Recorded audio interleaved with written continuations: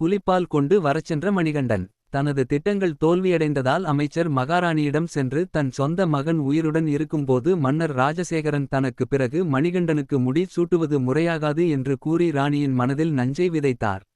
ஒரு உன்னதமான முடிவிற்காக எந்த ஒரு தவறான செயலையும் செய்வது தவறல்ல என்று அர்த்தசாஸ்திரம் நியாயப்படுத்துவதைச் சுட்டிக்காட்டி மகாராணியை சமாதானப்படுத்தி அவளை நோய்வாய்ப்பட்டபடி நடிக்குமாறு தூண்டினார். புலி பாலை தடவினால் மட்டுமே உங்கள் நோயை குணப்படுத்த முடியும் என்று ராஜ வைத்தியர் அறிவிப்பார் என்று ராணிக்கு உறுதியளித்தான்.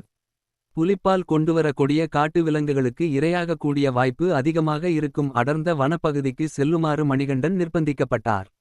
அந்த பணியை முடிக்காமல் நாடு திரும்பினாலும் ராஜசேகரனுக்கு மணிகண்டன் மீதுள்ள அன்பு முன்பு போலவே இருக்கும். தனது சொந்த மகன் மீது இருக்கும் கண்மூடித்தனமான பாசத்தால் மதியிழந்த மகாராணி மந்திரியுடன் இணைந்து கூட்டு சதியில் பங்கேற்று பயங்கரமான தலைவலியால் அவதிப்படுவதைப் போல நடிக்கத் தொடங்கினாள். பதட்டமடைந்த மன்னர் அரசாங்க மருத்துவர்களை வரவழைத்தார். வேண்டுமென்றே நோய்வாய்ப்பட்ட ராணியை யாராலும் குணப்படுத்த முடியவில்லை. இறுதியில் மந்திரியின் கூட்டு சதியில் பங்கேற்ற மருத்துவர்கள் ஒரு தாய்ப்பாலூட்டும் பெண் புலியின் பால் கிடைத்தால் மட்டுமே மகாராணியின் நோயை குணப்படுத்த முடியும் என்று அறிவித்தார்கள். நோய்வாய்ப்பட்ட மகாராணியை குணப்படுத்தினால் தனது சாம்ராஜ்யத்தில் பாதியை எழுதி தருவதாக மன்னர் ராஜசேகரன் அறிவித்தார். புலிப்பால் கொண்டு வருவதற்காக ராஜசேகரனால் அனுப்பப்பட்ட தளபதிகளின் படை வெறுங்கையுடன் நாடு திரும்பியது.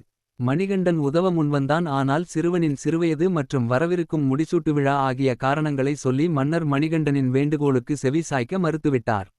இதற்கெல்லாம் சலிக்காத மணிகண்டன் தனக்கு இந்த ஒரு விருப்பத்தை மட்டும் நிறைவு செய்யும்படி தந்தையிடம் தொடர்ந்து வற்புறுத்தினார். மகனின் இந்த முடிவில் மகிழ்ச்சியற்ற பெற்றோராக மன்னர் வருத்தம் தெரிவித்தார். ஆனால் இந்த வாய்ப்பை அழுத்தமாக பிடித்து கொண்ட மணிகண்டன் தன்னை புலிப்பால் கொண்டு வருவதற்கு அனுமதிக்குமாறு தொடர்ந்து மன்னருக்கு அழுத்தம் கொடுத்தார். இந்த வீடியோ உங்களுக்கு பிடிச்சிருந்தா லைக் பண்ணுங்கள், ஷேர் பண்ணுங்கள், கமெண்ட் பண்ணுங்கள். மறக்காமல் இந்த சேனலை சப்ஸ்கிரைப் பண்ணுங்கள். நன்றி, வணக்கம்.